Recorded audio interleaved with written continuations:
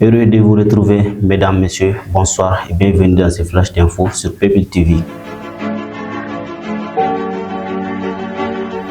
À la une de ce lundi, après plusieurs semaines de tension, l'approvisionnement en carburant s'est nettement amélioré sur l'ensemble du territoire malien. L'essence est désormais disponible de la plupart des stations-service, mettant fin aux longues files.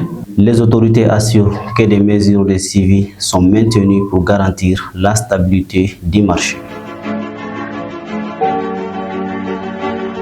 Le ministre Fomba a affirmé que la dissolution de la FEMAFOOT n'entraînera aucune retombée négative contre le Mali. Il a assuré que les autorités suivent la situation des prêts en conformité avec les textes en vigueur. Selon lui, les intérêts du football malien et du pays resteront préservés. L'Union africaine a fortement condamné les récentes attaques terroristes perpétrées au Niger. Elle a réaffirmé sa solidarité totale avec le peuple nigérien et les autorités du pays face à cette menace. L'organisation a appelé au renforcement de la coopération régionale pour lutter efficacement contre le terrorisme. Toujours avec actualité hors frontières pour boucler ces flashs d'infos.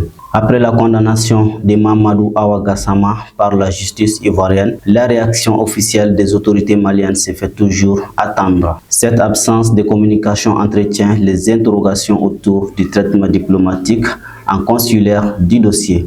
Plusieurs observateurs appellent à une prise de position rapide afin d'éclairer l'opinion publique. L'évolution de cette affaire pourrait avoir des répercussions.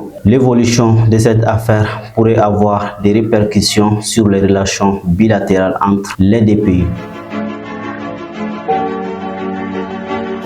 Et voilà, mesdames, messieurs, ceci met fin à ce flash d'infos. Merci de l'avoir suivi et à très bientôt.